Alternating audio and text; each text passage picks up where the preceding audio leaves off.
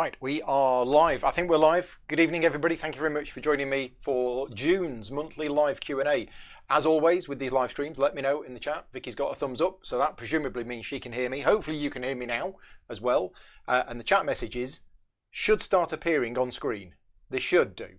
Now, the format of this Q&A is going to be exactly the same as the last Q&A. So the first thing I'm going to do is I'm going to answer all of the questions that I've had in advance on the guild. For those of you watching for the first time, I do have a guild over on Board Game Geek, guild number 2258. And what I do is a few days before these Q&As, I normally post a thread on there for people to ask questions in advance. Once we've been through all of those questions, which normally takes about 45 minutes, depending on how much I ramble, we're then going to go over to the live questions from the people watching. So if you do have a question for me and you are watching this live right now, please put the word question in capitals. And then Vicky will see that and she'll transfer all of that into a document which I can see. It's all very high tech here. But anyway, yeah, let's crack on with the questions that I've been asked in advance. And the first one is from a Mr. Luke Hector from the Broken Meeple. If you're not subscribed to Luke on YouTube, definitely subscribe just so you can disagree with him on his thoughts about Concordia. But he's asked the question, has Board Game Arena or Tabletop Simulator, presumably, or other ways of playing games online, replaced the need for me to own a physical copy of the game? The general answer is no. However, it is true that there are certain online implementations of games which have made the board game less... It's so much easier to play. The classic example is Through the Ages. I might play the physical version of Through the Ages at some point in the future, but when the online implementation, when the digital implementation of Through the Ages is so good, and the asynchronous mode of Through the Ages is so good, almost, well, all of the games of Through the Ages that I play at the moment are using the digital version, okay? Carnegie is another example, or Carnegie, however you want to pronounce it. We still haven't worked it out. That is implemented perfectly on Board Game Arena. However, I would still own the physical version of the board game. So the answer is no. If there is a digital implementation, either be it an app, Board Game Arena, Tabletop Simulator, whatever, would that mean that if I had the game, I'd get rid of the game? Or would it stop me getting the game? No. Because although these online implementations are great, I would still want to own a copy of Carnegie, because there are times when I would want to sit down at the table and play it. And if you only have access to the online version, then that's the only way I'd be able to play it. So yeah, simple answer is no. But I know a couple of people that have actually sold their copies of Gloomhaven because the digital implementation is so good and they only ever now play it digitally rather than the in-person version. And Gloomhaven's a big box. It's not like a little tiny game that you can store in the corner somewhere. Monica has got a very good question. Monica has got the question, if I get the question from people who don't play regularly, why? What do I answer to? Why do you play board games? Well, Monica, I'm going to answer the question, but I'm actually going to rephrase your question, because I think the question of why do I play board games is a valid question for anybody, whether they play board games themselves or not, or whether they're completely new to the hobby or anything. And it's a question which I've asked myself a couple of times over the last few years, is why do I actually play these games? And the main thing is that I enjoy them. I enjoy playing games, generally speaking. But then the follow-up question is, well, why do I enjoy them? Is it the mental challenge? Is it the social aspect of the game? What is it about playing games that I really enjoy? And I've never actually quite managed to put my finger on it. I do like, certainly in Euro-style games, I do like that thought process of, oh, well, I need to build a cabinet in order to fulfill that quest. And in order to build the cabinet, I need to get 3 wood and I need to hire a carpenter. So I need to go to the market and hire the carpenter. But Dave's been to the market this turn, so I'm going to have to go next turn. And I also need to go to the forest to chop down the wood. I like that thought process. It's kind of a little bit like problem solving. It's working out the puzzle of how I'm going to get from A to B in order to, achieve victory. But I enjoy playing games for various other reasons as well. But yeah, so that the fundamental question, the fundamental answer to why I play board games is because I enjoy them. As for why I enjoy them, there's a whole multitude of reasons why. Next question is from Brian. And I'm very disappointed because Brian has only got one biscuit-related question this month. But his non-biscuit-related question is, during the period where I've been full-time in the games industry, which has been about 8 years now, whether working for games companies or running my own channel or whatever it is that I'm doing, have I ever felt like I can't be bothered with this and just wanted to go and do something that wasn't board game related? I'm looking at Vicky because I personally think in the last 8 years, since I've been full-time working in the industry, I have never felt like that. Has there ever been a time? I mean, don't get me wrong, there have been times where I've got utterly fed up with what I'm working on, for example, rulebooks or something like that, and I've needed to go and take a break. But I've taken a break by going and playing a game online or painting some miniatures for a game. I've never felt the need to get away from board games and do something else. And I consider myself quite lucky in that respect because, like I've said many times before, the danger of turning a hobby into a job is that you then start to lose interest in the actual hobby itself, and I never have. I'm still just as passionate about playing games now than I ever was, if not more so. So yeah, I've never wanted to just say switch off and go and do something else completely. And now on to the biscuit related question. More importantly, what do I think of Jaffa Joe nuts? Are they canon or are they heresy? Jaffa Joe nuts are possibly my favourite form of Jaffa cake. We tried them a while ago when they came out, and in fact Nick and Gemma that came round on Friday brought me a pack of Jaffa Joe nuts as a gift, which I haven't opened them yet. But no, Jaffa Joe nuts definitely get my thumbs up approval. Right, next question from Oddity. This is a good question. Which would be better for the hobby? If twice as many new games were released each year, or if half as many games are released each year? The reason why I think it's a good question is I've been saying now for about 2 to 3 years that there are too many games coming out. However, the reason I'm saying that is from a purely personal, selfish point of view. There are too many games coming out that I'm able to spend time playing and looking into all of the ones that I would like to play. There are, and then out of the games that come out that I've played that are really good, I don't have enough time to play them as many times as I want to play them. So from a personal, a selfish point of view, there are too many games coming out. However,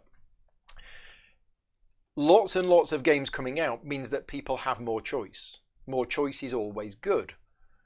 The downside of too many games coming out is the number of games come out which are full of errors, either a bad rulebook or they're not designed properly or whatever. And I personally think that the way that the industry has gone over the last 4 or 5 years, maybe a little longer, is that certainly with Kickstarter and certainly people's fascination with, oh, look at that, it's got miniatures, it's based on a well-known IP, I'm going to back it. Oh, it's $300, I don't care, look at all the miniatures. Oh, it's based on an IP I like, and the game is rubbish. And for all I know, the game might be okay, but what I'm saying is that there have been so many of those that have come out where the rulebook was terrible, or the gameplay was terrible, or the game was totally broken, or it was full of errata or anything else. And that's the problem that I have personally with the hobby at the moment, and the amount of games coming out, not just the amount of games coming out, but the number of games coming out that aren't thoroughly as tested as they should be. Anyway, but yeah, I personally, if it was down to me, half the number of games coming out each year would be good. But as I'm saying that, I'm thinking, I don't know. And you're saying which would be better for the hobby? That's a very good question. I'm not sure that I'm qualified to answer that, because better for the hobby? Yeah, I don't know. Moving on. Mark has said, do I find that Board Game Arena and Tabletop Simulator, and other platforms are available as well, is a good way to test out games prior to purchase, because it's helped him sift through games so that his purchases are keepers rather than you taking a punt on a game? Absolutely, 100%. Online implementations of board games, whether it be on Board Game Arena or Tabletop Simulator, are a brilliant way for people to try before they buy. I'm a big believer in try before you buy. And I love demoing new games to people at a convention, because I actually quite like it when I demo a game to somebody at a convention and they play it and they go, thanks very much for that demo. I know this isn't a game for me. And if it weren't for this demo, I would have bought it, taken it home, spent time playing it, and then had to sell it. And what you've done by teaching me and showing me how the game works is I now know that this isn't a game for me and I can pass on it. I personally get a lot of satisfaction out of that because I've helped them make a decision to purchase that game or not. The publisher who might hire me to do the demos at their booth, who stood beside me when they say thanks very much, I'm now not going to buy the game, they might not be so happy. But as far as I'm concerned, I'm very happy about it. So yes, online implementations, if you do get chance to try them as a way of checking out the games beforehand, definitely do that if you can. Kenneth has got a question. Does working full-time in the industry and having the opportunity to play so many games, less than you might think, make me personally have higher standards for what constitutes a good and well-designed game? Absolutely. And I don't know, Kenneth, if that is the fact that I've worked full-time in the industry and I've now had so much exposure to the design process, not just the design process, but the whole process that goes into creating a game, writing and editing the rulebook, play testing and everything else. I'm fully immersed in that, and I've experienced that from all sorts of different angles. So I do have higher expectations of games, and it is, as I say, it is disappointing when games come out with bad rulebooks or with clearly broken rules or with rules missing or whatever.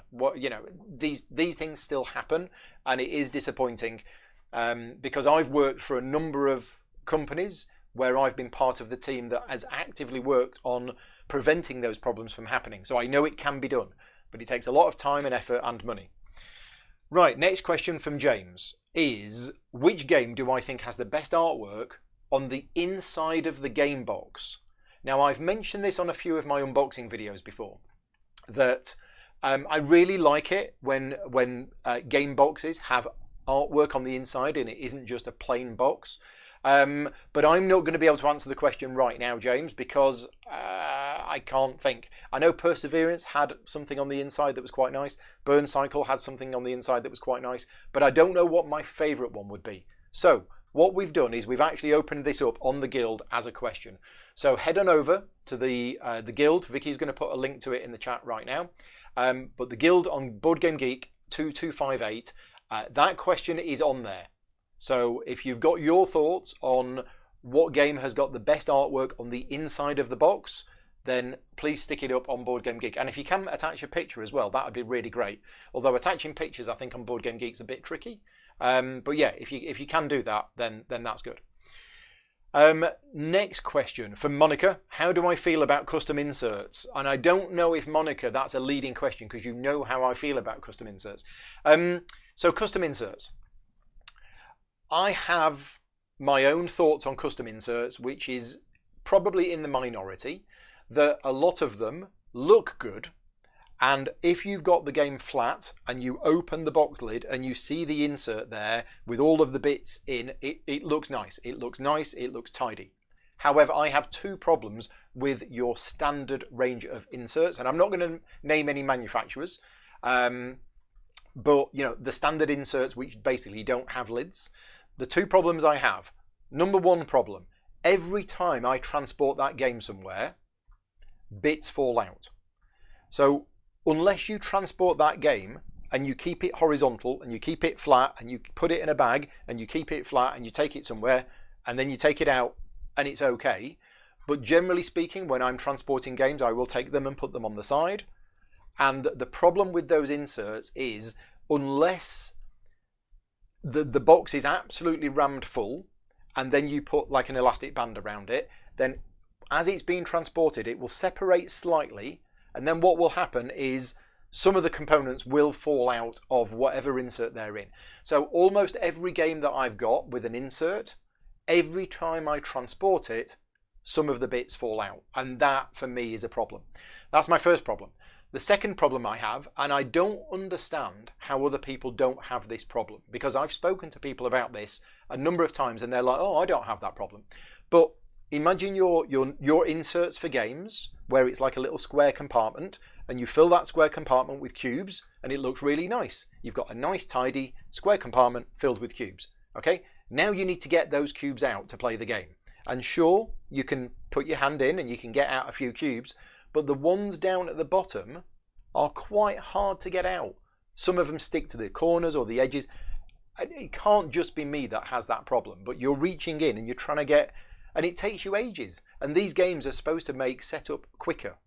And that's what I don't quite understand. Now, sometimes if you take that little insert out and put it on the table next to you, fine. And then you can reach in and take the bits out of the thing when you need them.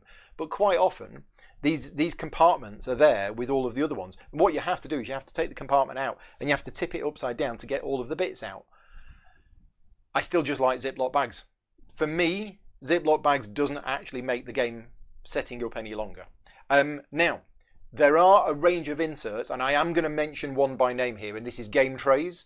So the game trays inserts, if you've got any game trays inserts for games, you will know, they are basically plastic molded units, so they are custom inserts, but every single one comes with a clip-on lid, which means you can transport them absolutely anywhere. And if you don't know what I mean, I did an unboxing video earlier this week for Stars of Ikarios. Go and check out my unboxing video for Stars of Ikarios because it comes with game trays inserts and they are really, really well designed. And game trays inserts I love. Absolutely love them because they're neat. All of the stuff goes in there. You put the plastic clip on top. It all goes in. You can transport that game anywhere and nothing will fall out of place. So yeah, that's how I feel about custom inserts. In summary, after rambling for 5 minutes. Rodrigo's got a question. Which heavy games have I found surprisingly easy to teach or learn? And do I follow a general structure when teaching? So, of the recent heavy games that I find easy to teach, Carnegie and Bitoku, I think are both either medium to heavy games or heavy games, depending on your experience with games. But both of those, for some reason, just sat with me really comfortably. And I found it relatively easy to learn those games, even though the rulebook for Bitoku isn't particularly great. But then, after playing them a couple of times, I was able to teach Bitoku from memory every single rule without needing reference to the rulebook. And I did the same with Carnegie as well. So I think it depends on the games. There are certain games which just sit really comfortably with me and all of the rules just go into my head and then I'm able to just, teach it from memory and it goes quite smoothly. But not every game. There are certain heavy games out there that I've played where the rules are a little bit, even if the rulebook is good, the rules are a little bit opaque. It's like, oh, well, if you do that action, you move this cube up this track 2 spaces, then you have to move a green disc over there, but you can only move a green disc over there if there's a green disc over there to match the current weather or whatever. And then, and suddenly you've got to explain that, and it's just rules. And there's a sheer weight of rules, then it does make it a bit trickier to teach. But yeah, there's quite a few games which are classed as heavy games, which I find it a breeze to teach. Through the Ages, I could teach Through the Ages from memory because I've been playing it for the last 14 years, whatever. And Mage Knight is another game that I probably could teach most of Mage Knight from memory, and that for me just all feels logical and makes sense. The next question from Rodrigo is, do I follow a general structure when teaching? Yes, I do. And I've answered this question lots of times, and I have actually done seminars on teaching games, which normally are about 30 minutes long. So I'm not going to give you a 30-minute seminar now on how to teach games. But generally speaking, I do have a structure, and you start with the theme. Even if the theme is pasted on and very, very light, you start with the theme. Then you start with an explanation of whether this is a cooperative game or a competitive game.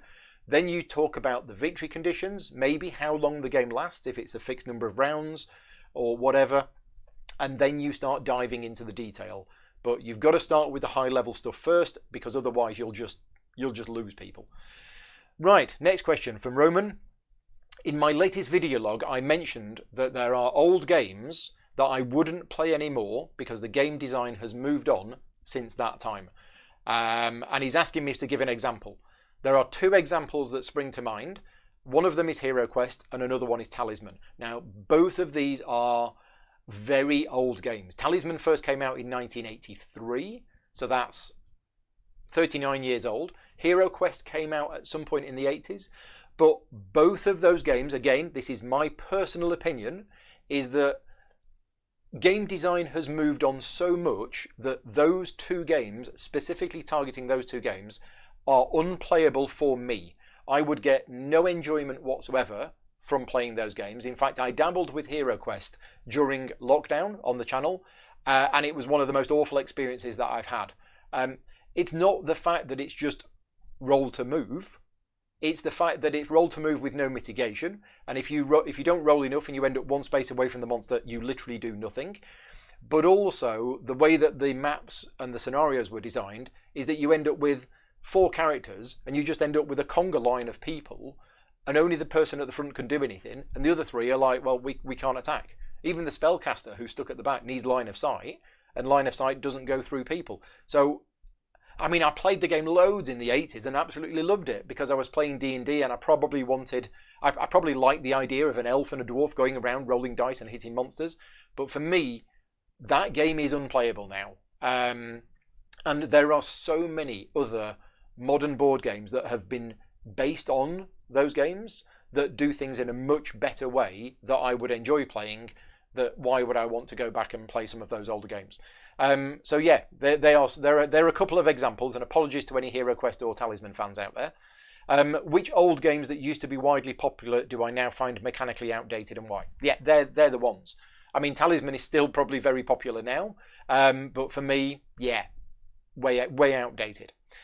Next question from Jeff. Jeff is asking me, he's been wondering about the game Ark Nova. Do I think that there are too many cards in Ark Nova? And how do I get them all shuffled up appropriately? So this is a really good question, because Terraforming Mars, the game that Ark Nova is very often compared to, also has an absolutely massive deck of cards, and every single card is unique. Now, the advantage with a massive deck of cards in both Terraforming Mars and Ark Nova is that no 2 games are going to be the same. You are going to see a different range of cards every time you play. I mean, I could play Ark Nova. Now, the last time I played Ark Nova, a couple of cards came out. I'm like, I've never seen these cards before. These are new.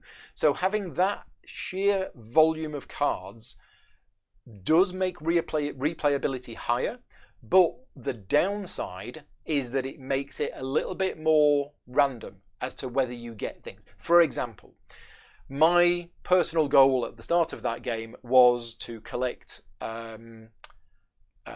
let's say, reptiles. Okay? Because you've got this massive deck of cards, it could be that the reptiles are all in the bottom half of the deck, and not a single reptile comes out. Whereas the other player, whose objective is to collect as many birds as possible, every other card coming out is a bird. You can have that, okay? What should happen, if the distribution of the cards is perfect, you should have a reptile every 5 or 6 cards, and you should have a bird every 5 or 6 cards. But that never happens. You always get weird clumps and mixes. So that is a downside of having a large number of cards, is that the randomness of which ones will come out or not can skew the game a little bit. Same with anything, same with the research icons or anything else.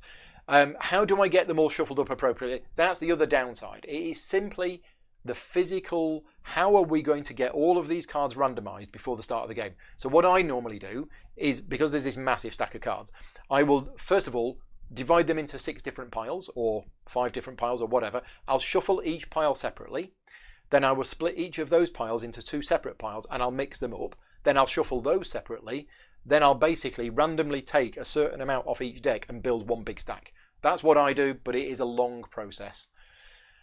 And yeah, Jeff says, been wondering if there are too many cards. Yeah, I don't know. Let me know what you think. Either if you're watching this live, let me know in the chat right now, or if you're watching this back afterwards, leave me a comment and just in your opinion, does Ark Nova have too many cards? Yes or no? Right. Next question, while people are answering that one. This is from Andy Pelton, and he's got a few related questions. And the first question is quite long. So I'm going to have a drink. And I'm going to try and summarise this. Andy wants to know, do I think there is a spiralling effect happening in board games where companies are making, they are overproduced games, and they're using crowdfunding for short periods, and they're not using conventional retail to distribute them afterwards, which is creating a level of FOMO. That is causing people to back games which are hitting the £100 per game mark without actually knowing how good the game is, but they're backing it because it looks amazing. I'm doing the quotes because Andy's put the quotes in his message. And if I don't buy it now, I won't be able to get it later. Also creating a secondary market where people are selling the game for double the amount that they backed it because of said FOMO. And it's not going to retail, is going to lead to prices for games to creep up so that the average game player is priced out. Right, now, first of all of the things that Andy's mentioned, I agree. I think that is the way that the hobby has gone. And in the last year alone, even in the last 6 months, I have seen, personally, a number of games hitting Kickstarter with an extremely expensive price tag for what looks like the kind of game that I would have gone to Essen 20 years ago and bought for €30, or even €25. Or in fact, when I went to Essen 20 years ago, it probably wasn't even euros. But what I'm saying is, there are games which come out now, which I think should just be a standard game, not deluxified, just normal components, wooden cubes, little meeples, all of that lot, for a standard price and normal and hit retail. But what is happening is, as Andy says, a lot of publishers are making these super deluxe versions of the game with all of these fancy components, which the game doesn't need, right? I will honestly say the game does not need them. Sure, it looks pretty, it looks nice, but then what they're doing is saying, oh, this super deluxe version isn't going to be available at retail. That's a marketing strategy. That's just how the world works. It's not, from a gamer point of view, I personally don't like that, but from a marketing point of view, I know why publishers do it, because they sell more and they're in the industry to make money. So do I think that there's a spiral effect happening? Yes, I do. However, I'm hoping it stops, because there's a few games that have come out recently that have gone to Kickstarter with super deluxe versions that are really expensive, where the Kickstarter has been cancelled because it hasn't funded well enough. And I'm kind of hoping that those publishers and other publishers see that and think, wait a minute, this is a game that should be $35 or $40 or $50, whatever, and we're selling it, a super deluxe version, for $120. Why are we doing this? Why are we trying to make what is just a standard Euro game into this super deluxified game? I don't know. I'm not sure whether it's good for the hobby and it's good for people's wallets. What also surprises me is that some of these Kickstarters seem to do amazingly well. And don't get me wrong, if I'm playing a game and it's got super deluxified components, it looks nicer. I just don't know whether it's actually needed. Andy's follow-up question is, I'm really curious to see what you think of this as well. So if you're what, we can start a thread on the guild maybe, but if we don't, if you're not watching this live, if you're watching this back afterwards and you've got thoughts on this, let me know what you think, because I've got my own thoughts on it. But Andy is asking, should publishers only produce a super deluxe version of a new game, for example, Foundations of Rome, which does look amazingly gorgeous, or should they produce a version with cardboard tiles and cubes that everybody can afford? And then, maybe, a couple of years later, produce a deluxe version for those who really want nice components. I can't answer that. I don't know what publishers should do, but also I'm not a publisher and I'm not a marketing person. So although I have my own thoughts on it, those thoughts are not from my professional working in the industry, because I don't really know that side of it. I just work on rules and videos. But yeah, and also our game boxes for said deluxe games getting too big. The Foundations of Rome box is absolutely massive, and I've seen it. I was actually going to prepare for this by saying, oh, no, they're not too big. And then I was going to get out my copy of Perseverance, which is a massive box. Then I was going to get my copy of Stars of Icarios, which is a massive box. And I was going to basically sit here with enough boxes piled up that you wouldn't be able to see me. But we got back from shopping late, and I wasn't able to have time to do that. The final question from Andy is, do I think the crowdfunding for board games is going to implode soon due to increasingly high shipping costs, where in some cases the shipping costs are 3/4 or more of the game? And I don't know, Andy. I'm as confused as probably you are. When a game comes out and it goes to Kickstarter and it's a $100 game, with $75 shipping, if you are one of those people who back that game, let me know why. Because is it because this is your only chance to get it and you're happy to pay $75 shipping for a $100 game? Because to me, that seems extortionate. Now, I caveat this by saying that I am very fortunate in that I work full-time in the industry. I, generally speaking, get free copies of games that I've worked on.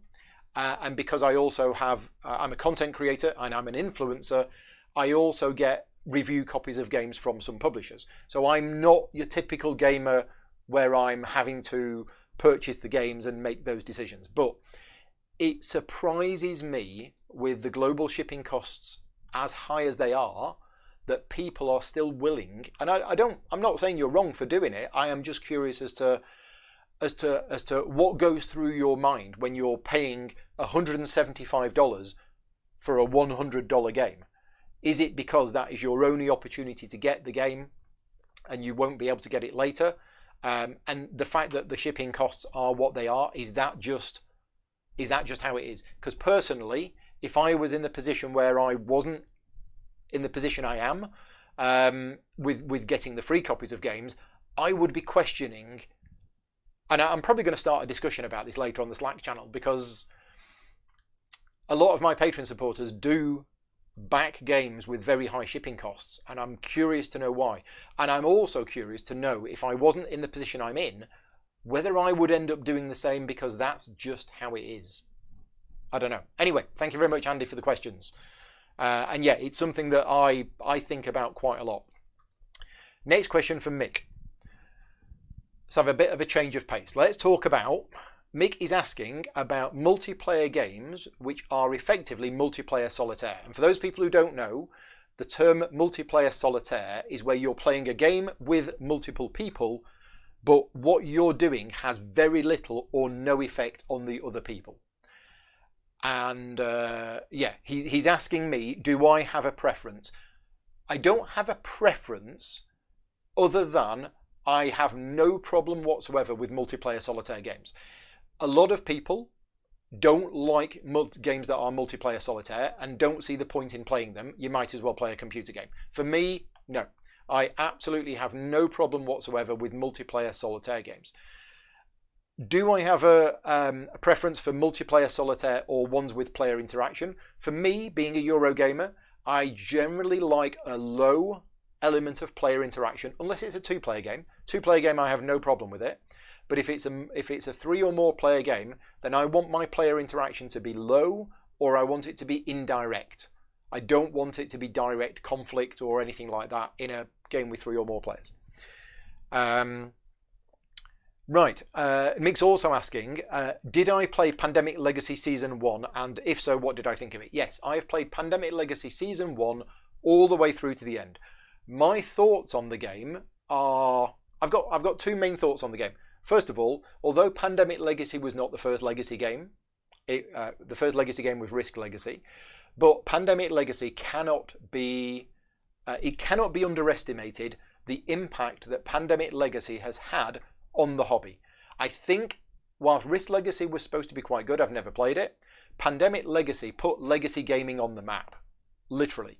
And since then, Legacy games have become absolutely massive. Now, correct me if I'm wrong, maybe it was Risk Legacy that did that, but I personally think Pandemic Legacy has been a wake-up call for the industry, and it's actually turned people on to Legacy games that they may not have been interested in before.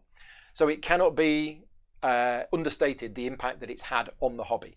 As for playing it and enjoying it, my experience of Pandemic Legacy Season 1 was very similar to what a lot of other people said. We absolutely loved it when we started it. The fact that we are doing something which is actually having an impact, and we're drawing things and we're putting stickers on a board. We're doing something which means something. We are affecting our future games. It was exciting. And, oh my God, we've opened a box, and what's in the box? Oh, it's these things. Oh, that's exciting. So we got all of that dopamine hit from doing all of those things. The middle of the campaign was a little bit not sure. And unfortunately for us, when we played the last 2 or 3 games of it. What should have been coming to an exciting climax, and we were really looking forward to it. We actually played the last 2 sessions of Pandemic Legacies as a Season 1 to just get it over and done with because we were all a bit bored with it. And it's unfortunate that it kind of fizzled out for us. But yeah, it's just one of those things. We did enjoy it, for the first half at least anyway. Right, we're going to have a break now, and we're going to talk about the contest. So every month, as part of this live Q&A, I do a giveaway. It is a giveaway for £50 of games vouchers from GamesLaw. GamesLaw sponsors the show by giving me £25 each month, and then I add £25 of my own money each month to give somebody who is watching this a £50 GamesLaw voucher, which you can spend at GamesLaw to buy board games. Now, the last month's Q&A, I did the draw earlier on today, and let's have a look.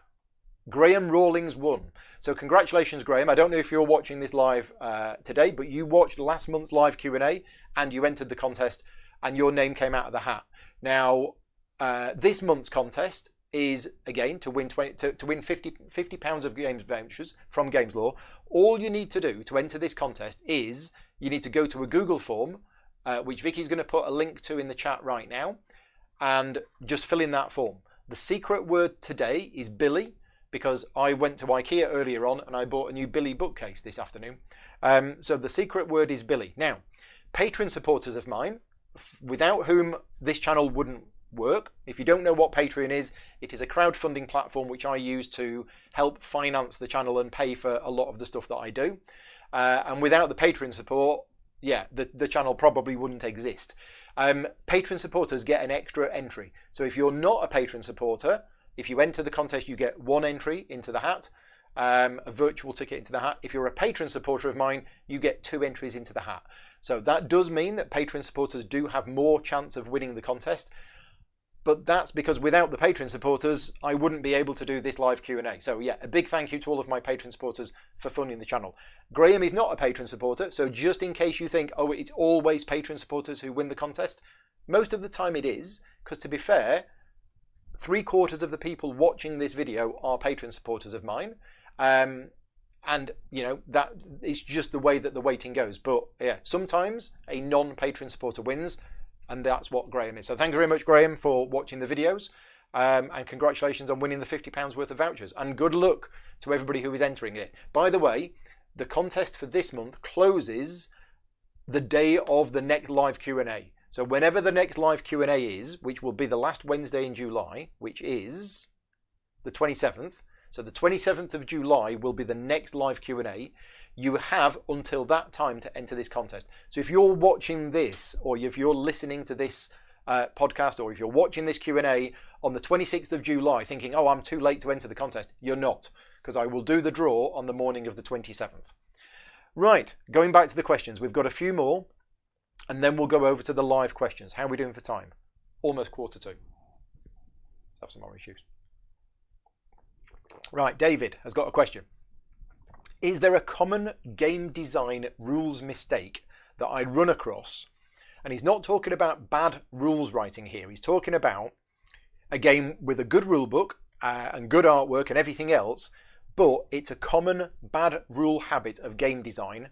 Maybe a rule that is off theme, or a rule that has too many exceptions, or a rule that messes up the flow of the game. This is all down to personal preference, okay? The honest answer is no.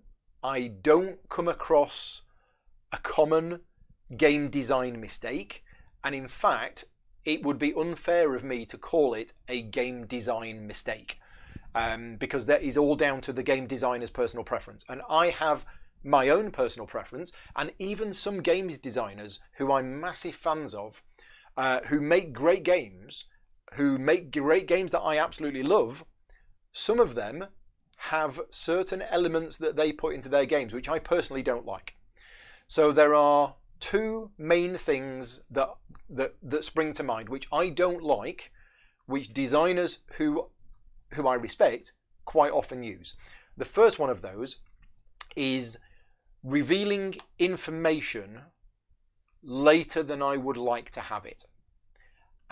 So for example, if a game has an end of game scoring condition, like if you build 5 clay factories, you will get 10 points at the end of the game, right?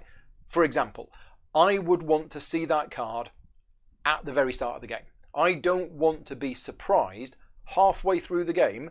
Oh, by the way, halfway through the game, at the end of the game, if you've built 5 clay factories, you're going to get 10 points. Because then, Brenda, who's playing the game, I've already built 4 of them, and now all of a sudden all I need to do is build 1 more and I've got 10 points. Whereas me, I didn't build any clay factories. If I'd have known that was the end of game condition, I would have possibly been building clay factories. So I don't like that. I don't like when what I class as important information that I would have wanted to know at the start of the game doesn't get revealed until sometime in the game. Okay? A classic example of that comes from the C cards in Nustfjord. I play with a house rule for those cards because I don't like waiting until halfway through the game to see what those cards are. The second thing, and this has actually become something that I've only been aware of this year, but I have started to really dislike chained actions. Now, what I mean by chained actions is I'm taking my turn. In my turn, I choose one of 6 actions to do, and I do that action. And I'm doing that action, and when I do that action, I move from here to here to here, and I've moved a cube over a space, which allows me to do another action. Okay, but I'm still in the middle of resolving the first action. I haven't finished resolving the first action yet, but in the middle of resolving the first action, I've moved a cube onto a space. And that space has got a bonus on it that allows me to do another action. So we're going to have to just pause for a second, remember where I am, I'm doing that action. I'm now going to go over here and do that action. Okay, and I'm going to do that action, and that action allows me to collect 3 gold. Alright, I've collected 3 gold. Oh, but wait a minute, I have a unique power that says whenever you collect 3 or more gold on your turn, perform the fishing action. Right, so hang on a minute. We've put our first action on hold. I'm in the middle of doing my second action. As part of doing my second action, which was chained off the first action, I get to go fishing because of my special ability. Right, we're going to go fishing. I finished fishing now. Where was I? Oh yeah, I'm over here. So I'll now finish resolving action number 2, and then, oh wait a minute, I was still doing action number 1. And 5 minutes later, I finished my turn. I personally don't like that for a few reasons. 1, longer player turns means more downtime for the other players. 2, I forget where I'm up to. I see it a lot in games, and I personally don't like it. But that's not a fault. I'm not saying it's a mistake of the game design. It's just not something which I personally think is good in a game, because you lose track of where you are. And you end up with, as I say, turns that spiral out of control. Because then what happens is the next player says, oh, I'm just going to go fishing, collect 2 fish, done. And the first player took 5 minutes for their move. Adam has got a question. Adam was asking, Adam has watched one of my old review videos of Forum Trajanum. Do I still love it? His guess is that I haven't played it much recently. You're absolutely right, Adam. Forum Trajanum was one of my favourite games that came out in the year that it came out. It's by Stefan Feld. Very, very, very good game. Absolutely love it. And I did love it. And all the times I've played it, I loved it. However, there's 2 reasons why I haven't played it. 1, there's too many new games coming out. Would I go back and play it again? Yes, I absolutely would. So I haven't not played it because I don't like it anymore. It's just because with new games coming out all the time, it's very difficult to keep up. But also, I believe that there's a bit of a balance issue with the game, and that became apparent after a few games. And then speaking to various other people online, a lot of other people felt that there was a bit of a balance issue as well, which is a little bit of a shame. But mechanically, I think the game is absolutely fantastic. Adam also says that it's a shame that I don't do review videos anymore, because he used to enjoy them very much. Now, yeah, he's right that I don't do review videos as such, but every month I do a monthly video log. And if you want to see my opinions on games, then I would strongly recommend checking out my monthly video log, because it's about an hour to an hour and 15 minutes once a month where I talk about all of the games that I've played, and generally speaking, I give a review of them and I tell you whether I like them or not. Adam also asks, now that I'm retired from game rules, Am I giving my verdict on games that I worked on? So just to clarify, I'm not retired in any way. It was a little bit of a joke. I announced last October that I am stepping back from being a rulebook writer and rulebook editor in order to focus more on the channel and produce more videos for the channel. That has mostly happened. I am still working on one rulebook at the moment, which is the Batman Gotham City Chronicles solo rules, and I'm going to be helping out a little bit with the Inventions rulebook, Vital Lacerda's next game, but I am no longer a full-time rulebook writer and editor, so I kind of joked that I've retired. I haven't retired at all. I still work full-time in the board game industry, and I still work a lot of hours, less than I used to, but does that mean I am now going to start giving my verdict on games that I've worked on? No, not at all, because as I say, I haven't retired, and I still work on games, so it would be professionally wrong of me to give my opinion on games. He's specifically asking about my thoughts on Loot Island. He thinks it's great.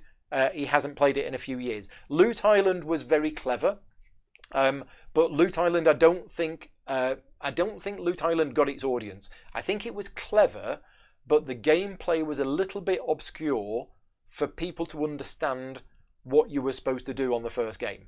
And a lot of games these days, if they're not a hit from game one, you're not going to find people to play it again because there's so many games coming out. Hans has got a question. Doesn't know if it was asked in an earlier Q&A, but which existing game would I like to see get an official solo mode? Now, offhand, can't think of one. But you said you'd be very interested in an official solo mode for Merlin because you don't think it has one. I also would be very interested in an official solo mode for Merlin because I'm a fairly big solo gamer now. I play a lot of solo games and I think Merlin is fantastic. I love Merlin. I think it's a brilliant game. So if there isn't an official solo mode for Merlin, then count me in for that one. But this could be another question for the guild as well. So Chrissy, if you want to turn this, Chrissy is one of my patron supporters who adds the questions into the guild from this live Q&A. So there is going to be, I can hear Chrissy typing right now. On the guild, in a few minutes' time, there is going to be a question, which if you've got an idea of what you want to answer, head on over to the guild and answer it. Which existing game that there isn't a solo mode for, would you like to see a solo mode for? I'm going to go with Merlin, Hans, because that's a good suggestion, and I can't think of anything. I'm looking around because that has a solo mode, that has a solo mode, that has a solo mode. A lot of these do have a solo mode. Right, the final set of questions before we go to the live questions is from Wade. And Wade's got 4 questions. The first one, is there a game that I have never played but I know about that I would love to play but I've never gotten round to it? And the answer to that is yes, loads of games. As for love to play, there's probably a few, but the ones that spring to mind are Mechs vs Minions, because a friend of mine, Ian, lent me his copy of the game about 3 years ago. It's still in the other room. I still haven't played it. I still want to play it. I'm not going to say that I would love to play it. I want to play it because I want to see what it's like, but I've never played it. Also, Luke Hector keeps banging on about Sentinels of the Multiverse, and I've never played that. So I want to play that just to see if it's any good or not. But there's probably a lot of other games as well. I mean, I can guarantee that there are lots of games out there that I would love to have a chance to play. It's just a case of too many games. The next question from Wade is, what is the most important cheese to include on a charcuterie board for a game night? Now, have I pronounced it correctly? Because I've never heard that word before. No, I've never heard of it. So I looked it up, and it is the board. If you don't know what a charcuterie board is, it's the board that you put like ham and cheese on, that you present. Anyway, what is the most important cheese to include on a charcuterie board for a game night? For me, it would have to be Wensleydale, because of Wallace and Gromit. Plus, Wensleydale is really nice. Next, this is another question that I'm not going to be able to answer. What would be my top 2 to 3 meeples in a game? He said, number 1 would be Aqua Garden, number 2 would be Everdell, and number 3 would be Nanga Parbat. Now, I've never heard of Aqua Garden or Nanga Parbat, so presumably, Wade, you're asking about games with nice-looking meeples in. And yeah, I can't think of any offhand. I only read this question about 20 minutes just before the live Q&A started. Yeah, I'd have to have a think about that. Let's start a thread on Slack and I'll have a think about it, and let's see what the top meeples are for board games, because I do like custom meeples, and there are some really cool ones out there. The final question from Wade is, if Ian O'Toole and Jakub Rozalski were not options, and I had to wallpaper my entire home with board game art from a single board games designer stroke artist, who would it be? Very easy question for me to answer, and that is Michael Menzel. Michael Menzel's artwork, he did Pillars of the Earth board. He did a lot of game boards in the sort of about 10-15 years ago. Legends of Andor, he did. And yeah, he did Pillars of the Earth. It's just gorgeous. So I absolutely love Michael Menzel's art style, and that's probably the artist that I would choose. If you have any other suggestions, put them in the chat. Or if you're not watching this live, let me know in the comments, which board game artist would you choose to wallpaper your entire home with board game artwork from? Right, that's it. That's the end of all of the questions from the guild. So, just a quick mention again about the contest. £50 worth of game vouchers. You can win £50 worth of game vouchers. Now, the reason why I'm saying that is these live Q&As normally get about 1,000 views in total. How many people are watching live? 87. Wow, that's more than we've ever had before. So we've got 87 people watching this live, and over the course of the next couple of weeks, these will have about 1,000 views in total. Only 100 people ever enter the contest. Okay? So if you're watching this, all you need to do is click on the link, go to the form, fill in the answer, the secret word is Billy, and you could win £50 worth of games vouchers.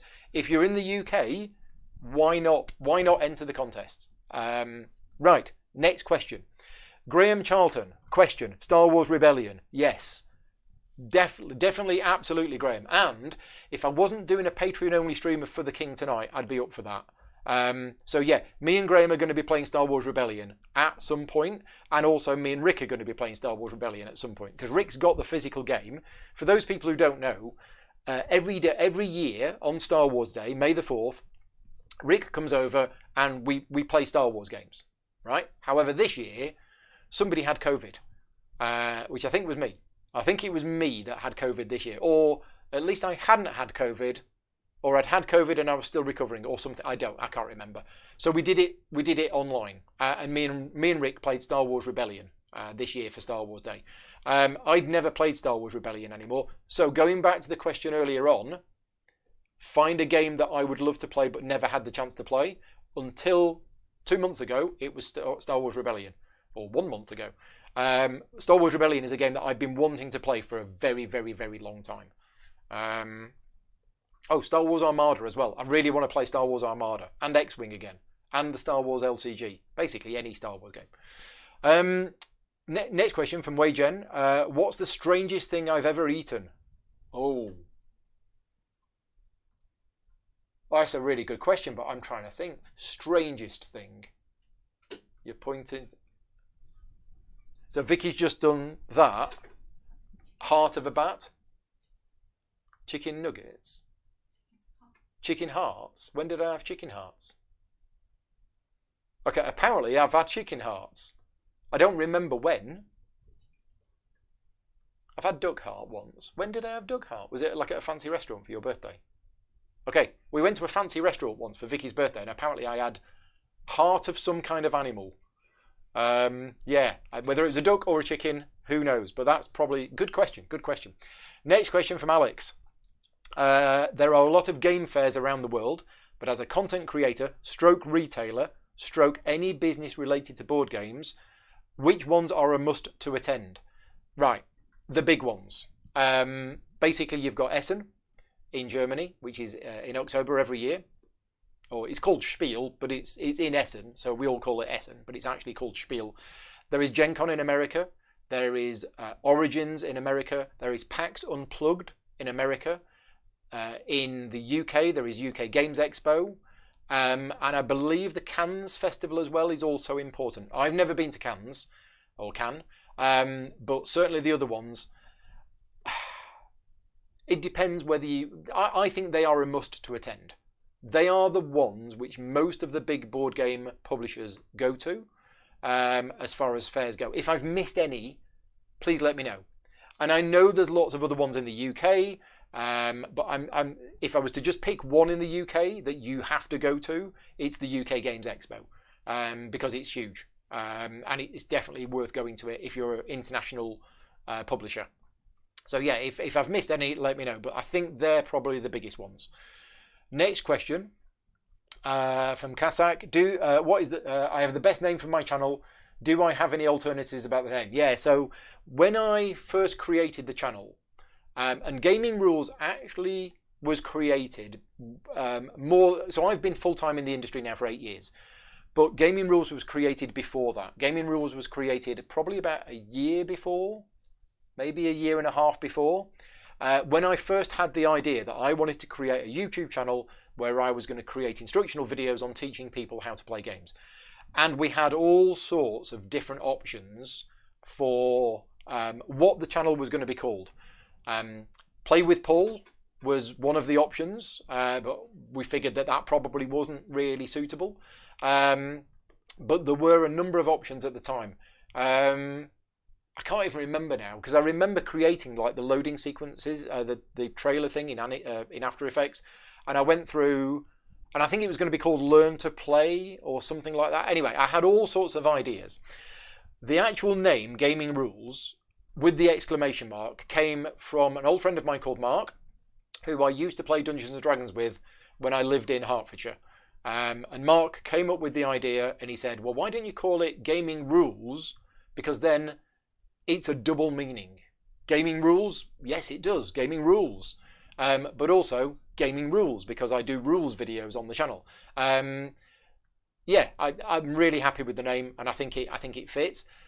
There is a slight downside, is that if some people watch some of my videos, especially going back to some of my old reviews videos, it's called a Gaming Rules review. Gaming Rules is the name of the channel, and I'm doing a review video. And a couple of people, I've had comments on the YouTube videos that they've watched the video going, well, hang on a minute, I thought you were going to be doing a rules review. And all it is me giving my opinions on the game. So yeah, there is a slight downside to it. But yeah, there were some alternatives at the time, but this is going back 9 or so years. I can't quite remember. Apart from, as I say, Play with Paul.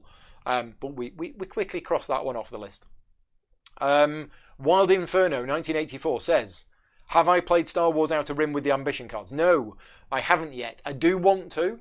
And in fact, it might actually get played this Saturday.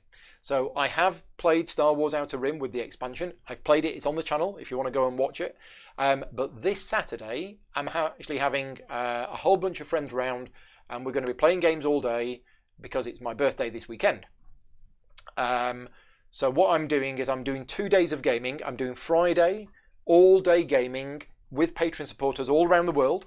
In fact, the game that I'm playing in the morning is going to be fantastic.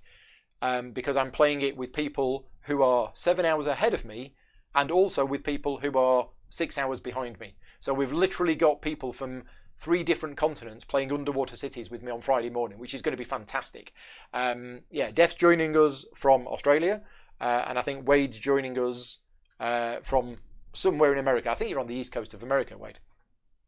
But yeah, so that's going to be fantastic on Friday morning. Juan Venturillo, I don't know how you pronounce your name, Juan, but I can't remember whereabouts you are.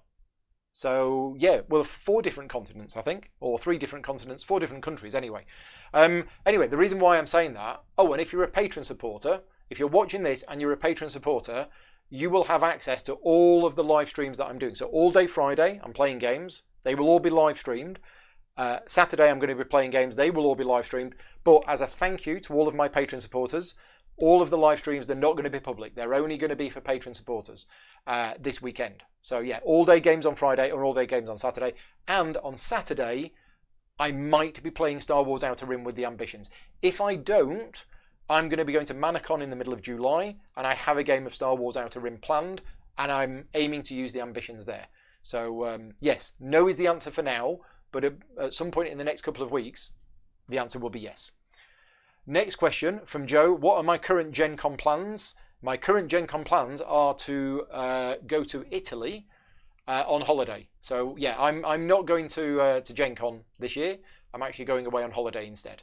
But even if I wasn't going on holiday, I wouldn't be going to Gen Con this year. And the reason for that is, over the global pandemic, and I'm not going to speak about COVID as if it's a thing of the past, because it certainly isn't a thing of the past, but during the period where the whole world was in lockdown and events were being cancelled, during that time I reevaluated my attendance at conventions every year, because I was going to about between 12 and 15 conventions every year, and I used to travel to America for Gen Con and Origins, and I've also been to BGG Con before, and I've also been to the World Board Gaming Championships before as well.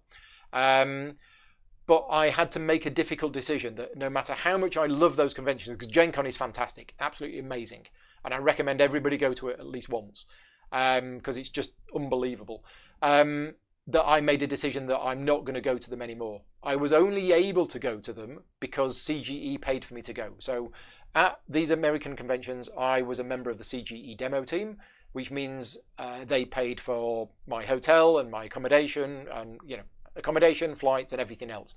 But I've stepped back a lot from my role at CGE, and I've decided I'm not going to be going to those conventions anymore. There is no way that I could afford to go to Gen Con on my own, just as a regular punter. Some people do it from the UK, but they obviously earn a lot more than me, because it's expensive. The flights are about £1,000. Then we've got the hotel, which is probably also about £1,000.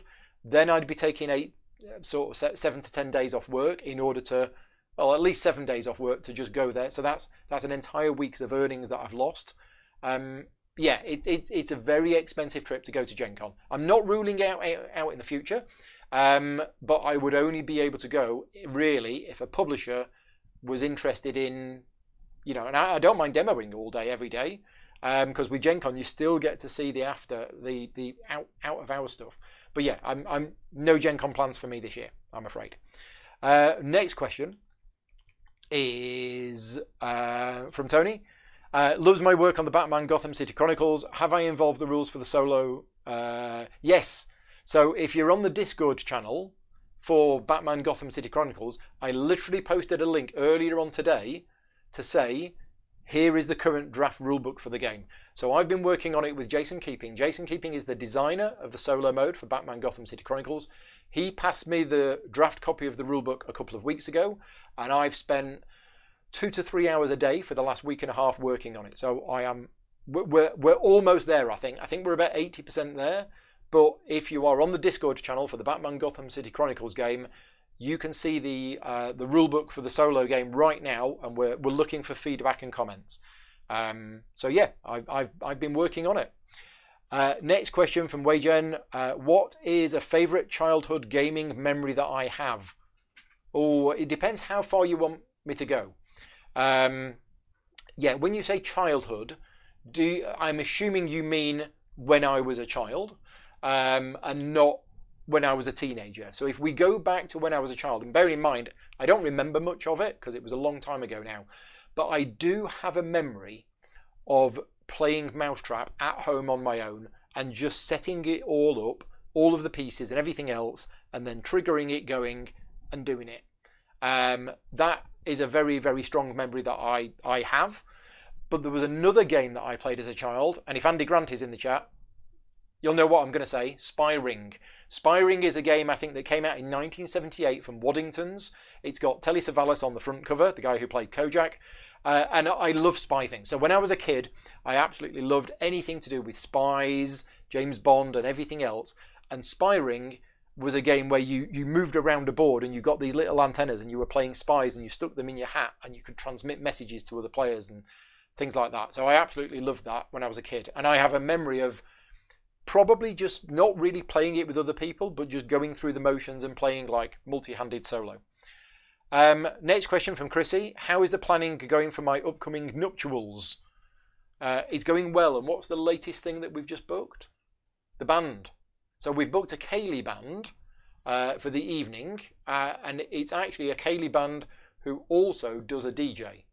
So it means we don't have to then have a Kaylee band and also have to get a DJ. They do the whole thing. So that's the next thing that's been ticked off the list. We don't have that many things left on the list, do we? you've got to find a dress, and you're going to grow a beard. You're going to get a hat. Vicky's going to get a hat and grow a beard for the wedding. I didn't know that. That's new. Next question from Guppy.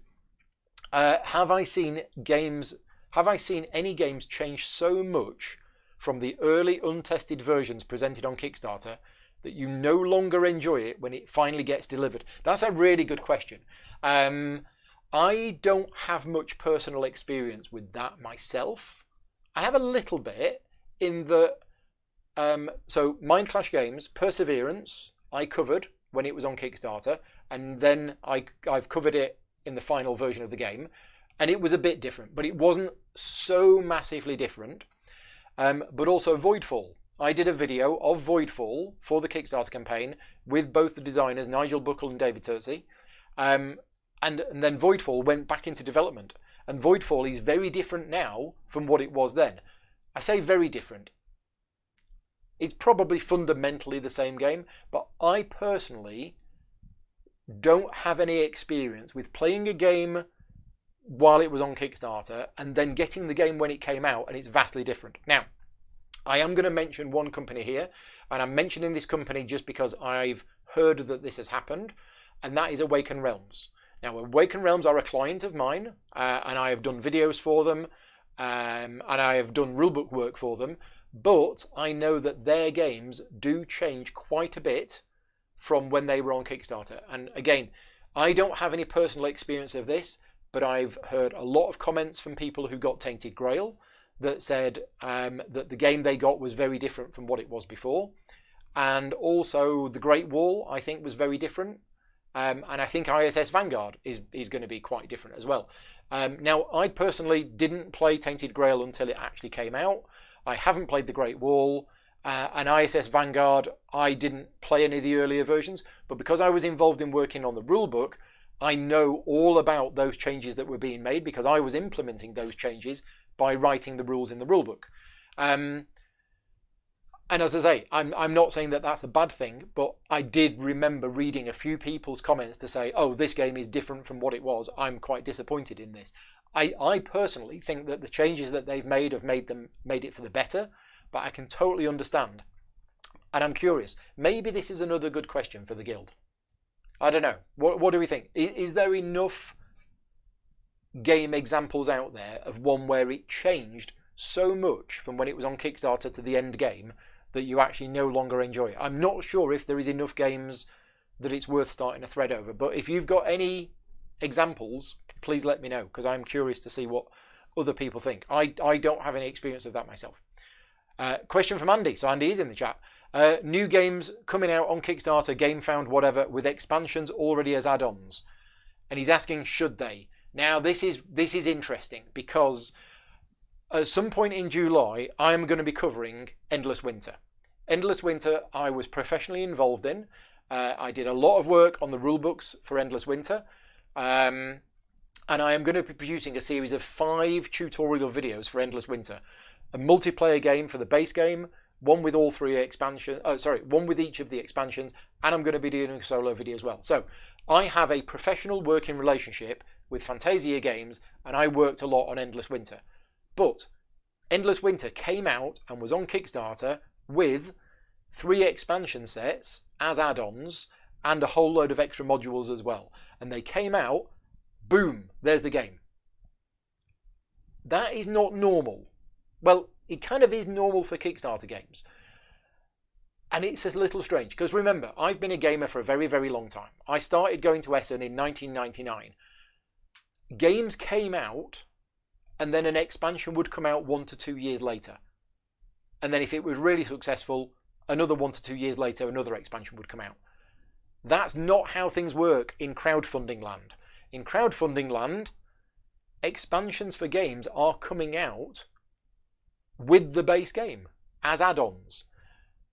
Personally, and again, no criticism of anybody who does this, but personally, I think it should be the base game first.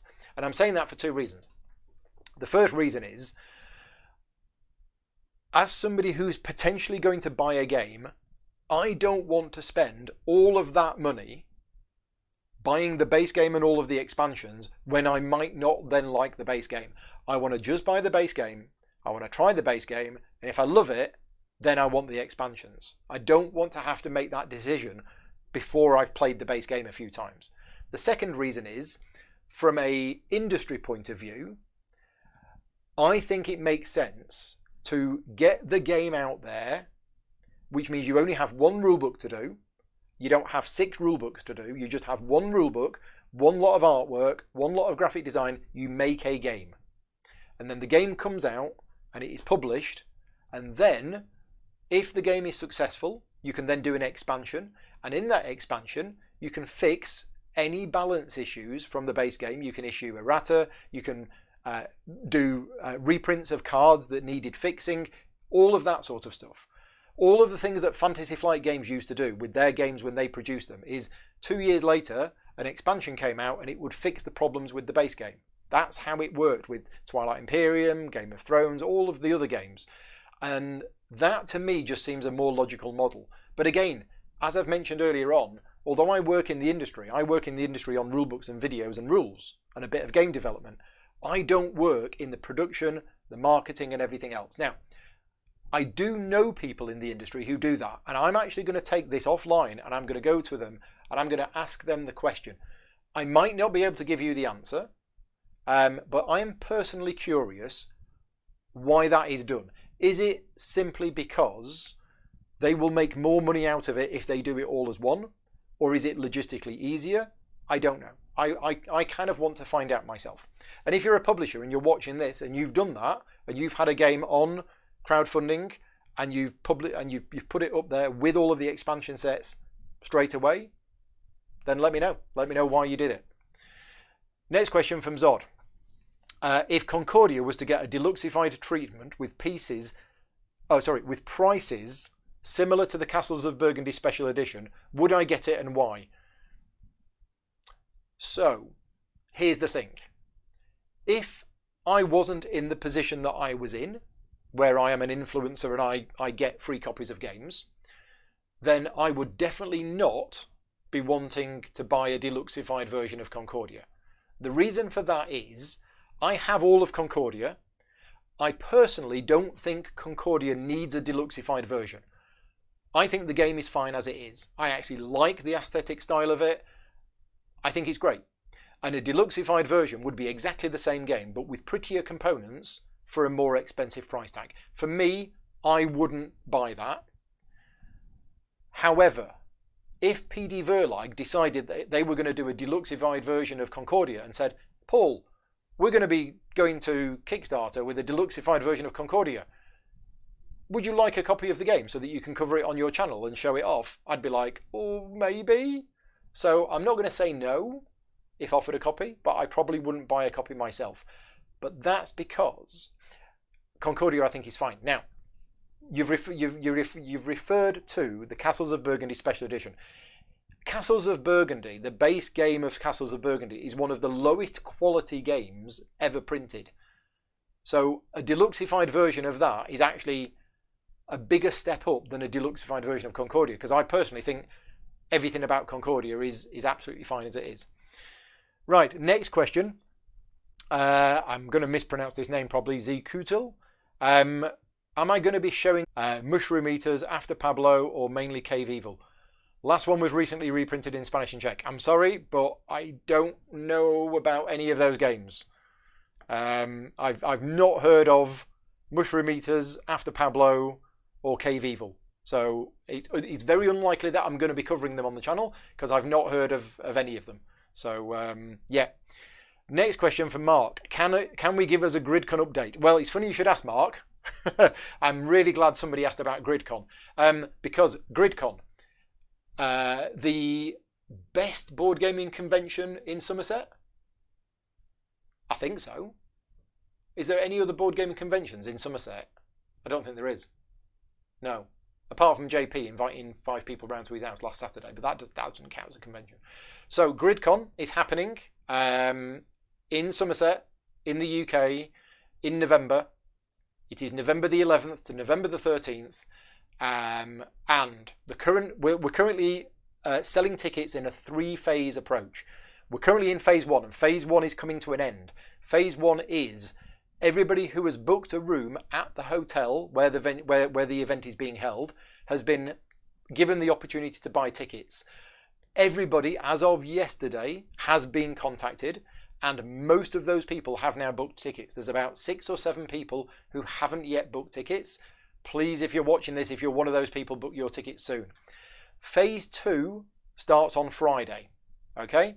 So this Friday, we are going to be going into phase 2 for selling tickets, which is to patron supporters. So if you're a patron supporter of mine at supporter level or higher, you will be getting contacted on Friday, and you will be sent a secret link in order for you to be able to buy tickets.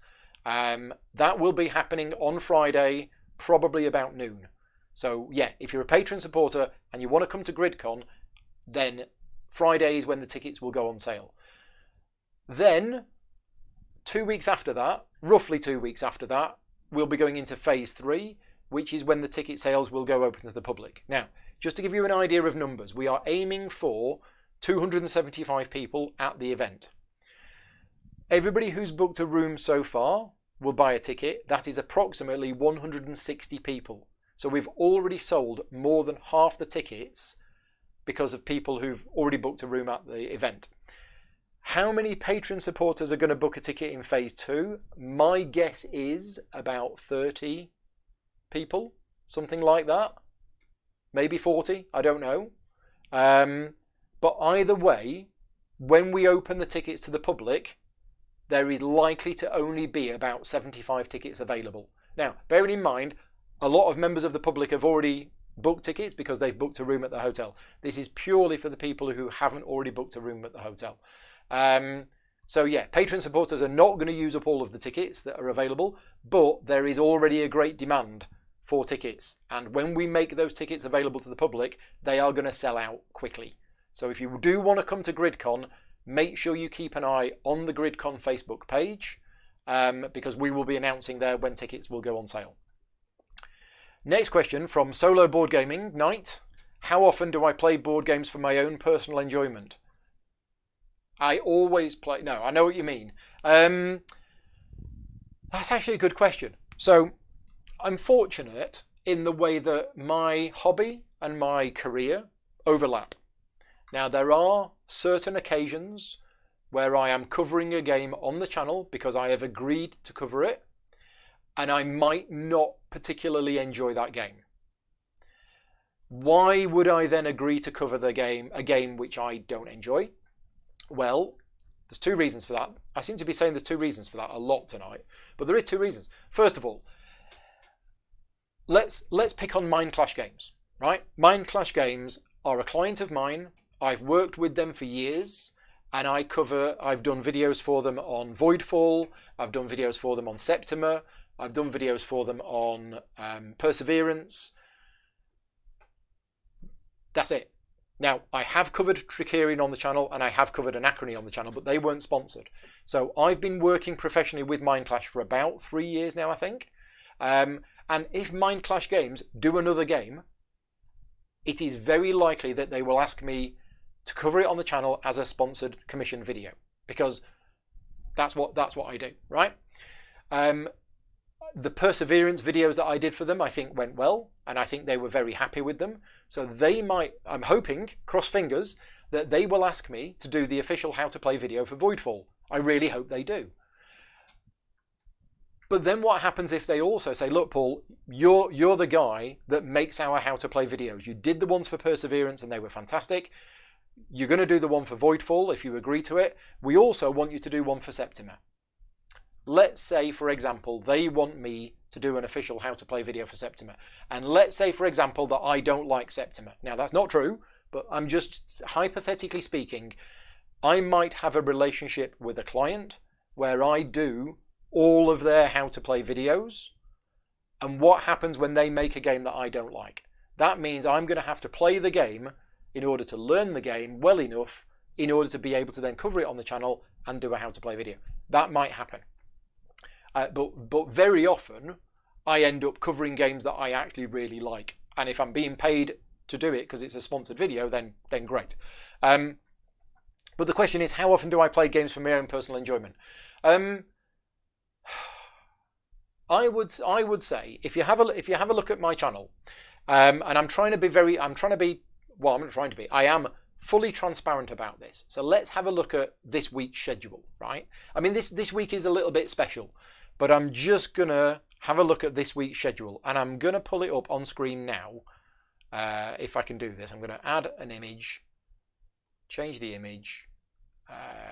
Here we go, and I'm gonna move that to here. I'm going to pull it up on screen. There we go. That is this week's schedule. So Tuesday, as you can see, yesterday at 2 o'clock in the afternoon, I did a live solo playthrough of Shoes Tactics. That was a sponsored video. The designer of that game contacted me. He's a big fan of mine apparently, and he designed this game and he really wanted me to cover it on the channel. So that was a sponsored video. So I did not play that game purely for my enjoyment. Now, I'm not saying I didn't enjoy it, because I did, but I did not play that game for my enjoyment. Actually, this is a weird week, because tonight I'm playing For the King, Patreon only. It's not a board game, it's a computer game, but it's very like a board game. Tomorrow, all I'm doing is an unboxing. But here we go. Friday and Saturday, as you can see, I am playing games all day. They are all for pleasure. So on Friday, I'm going to be playing Underwater Cities, I'm going to be playing Boon Lake, and I'm going to be playing Australia. I will probably also be playing some games of Gloomhaven Digital, and probably some games of Codenames, and maybe a game of Just One. All of the games that I'm playing on Friday are for my own enjoyment. Then on Saturday, I'm going to be playing Perseverance, I'm going to be playing Endless Winter, I'm going to be playing Stars of Akarios, and I might also squeeze in a game of Batman Gotham City Chronicles. They are all being played for pleasure. So this week is a little unusual, but if I go back to, say, the previous week, let's have a look at this one. Here we go. So here's the previous week. I did Sniper Elite solo playthrough on Wednesday evening. That was sponsored. Rebellion Unplugged wanted me to cover the solo game of that. I did Gloomhaven Digital, that was for fun. I did For the King. Okay, so that's an unusual week as well. Mini Express, that was a sponsored video. That was a week where there was. I'm just going back. I'm trying to answer the question, but yeah, no, it's weird, because it's probably 50%, and I actually want to get into a position where I'm doing 50%. Where I'm aiming for with the channel moving forward is that 50% of the content that I create is because I want to play the game, and 50% is sponsored in some way. I don't want to have any more sponsored content than 50%. Basically, I want to make more videos of me playing games for Patreon supporters. And I keep saying this, but if I wasn't working on the Batman Gotham City Chronicle rulebook this week, I would have done some extra content. But that's dragged me away from doing it, because I've got to get it done. I've got to get it finished. But once that's out the way, hopefully I will be doing more. More content. I've kind of a bit faffed around with this. There will be lots more content coming from games that I am playing for fun, and of course, not to mention stuff that I'm playing that isn't on the channel. So when I go to the games club, I go to a local games club in Cranbrook every other week. I play games there. That is sometimes for fun. Sometimes I'm learning a game in order to cover it on the stream. But I've got Manicon coming up in 2 weeks' time. 2 weeks? 3 weeks? 3 weeks' time. So I'm going to a 3-day board game convention in Leicester in the middle of July, and I will spend 3 days non-stop playing games. That will all be for fun. So yeah, probably more than 50%. Right, have we got any other questions? I think that's it. And it's 6:30. We've done it again. We've done it again. I don't know how this happens, but all of these live Q&As for the last few months have always ended up being exactly 1.5 hours long, which is brilliant because dinner's on, isn't it? Yeah, dinner's on. Right, just before I disappear, a few things I want to say. First of all, a huge thank you to all of my Patreon supporters. As I mentioned earlier on, this channel only exists because of the support of my Patreon supporters. So a big thank you for giving me the financial flexibility to take time off work and create these videos. If you are watching this video and you want to support the channel directly, you can do so at patreon.com/gaming rules. Also, the contest. Don't forget, you can enter the contest whether you are a Patreon supporter or not. All you need to do is click on the form, go to the Google form. The secret word is Billy, and I will do the draw next month. And congratulations again to Graham, who won the contest for last month. What else have we got to talk about? I think that's everything. Oh, the Guild. Yeah, if you're interested in some of the things that we've been speaking about, head on over to the Guild on Board Game Geek, Guild number 2258. Join up, subscribe, otherwise you won't get any notifications. And that's that. And I think that's everything. So, yeah. As I say, if you are a patron supporter of mine, you are in for a treat. All day Friday, I will be streaming all of the games that I'm playing, and all day Saturday. And if you're not a patron supporter, I don't want you to think that I'm putting my content behind a paywall. I mean, effectively I am, okay? Effectively, I am saying you can watch me playing games all day, but you have to be a patron supporter in order to see that content. But let me just get one thing clear. The videos which I'm going to be doing on Saturday are literally going to be a camera in the room and the overhead microphone. Those videos are more like a behind-the-scenes view of Paul playing games with his friends. I will not be doing any fancy camera angles. I will not be talking to the audience. I will not be doing anything like that. All of that normal stuff that I do, if it is a proper video that I want to be on the channel, I will not be doing that on Saturday. It will literally be the overhead camera, the overhead microphone, and you will be able to see us playing a game. That's it. So it is very much a behind-the-scenes view. And some of those games that I'm playing, like Endless Winter, we're going to be learning from the rulebook. And I kind of don't really feel comfortable, especially when I'm going to be producing proper videos on Endless Winter, for there to be a public video of, oh, watch Paul fumble his way through the rulebook and learn how to play the game and then practice it. That's not really a video which I think should be on my channel for public consumption. Especially because, as I say, I'm going to be doing proper videos for that game, and this is going to be the first time I will have played the game, and that's going to be this weekend. So yeah, we are done. We're finished. It's off for dinner. What we've got? Salmon something or other, right? And again, if you're a patron supporter, tonight, probably around not 7 o'clock because that's 30 minutes time. Maybe 7:30, maybe 8 o'clock. I'm going to be playing For the King. For the King is a great computer game that is very similar to a board game. And I did a Patreon-only stream last week, and I really enjoyed it. And people watching really enjoyed it. So if you want to see part 2, that's happening tonight. I will post the link on the Slack channel. So if you're a patron supporter and you're not on the Slack channel, get on the Slack channel because that's where a lot of the discussion happens, and it's really good. I don't want this Q&A to end. I think this has gone really well and I'm really happy with it. And I know you're really hungry and I'm really hungry. But normally we get to the end of these Q&As and I'm absolutely exhausted and I'm actually thinking, oh, thank God that's over because I want to go for food and I want to have a lie down. Actually, this one, I've enjoyed this a lot. I could. Should we just skip dinner and do this for another hour and a half? Vicky is shaking her head at me. I'm going to disappear now. I think I'm in a good mood. I don't know why. Anyway, I'm going to disappear now. I will see some of you later on. And I will see the rest of you later on for some more videos. Take care, everybody. See you later on. Bye-bye.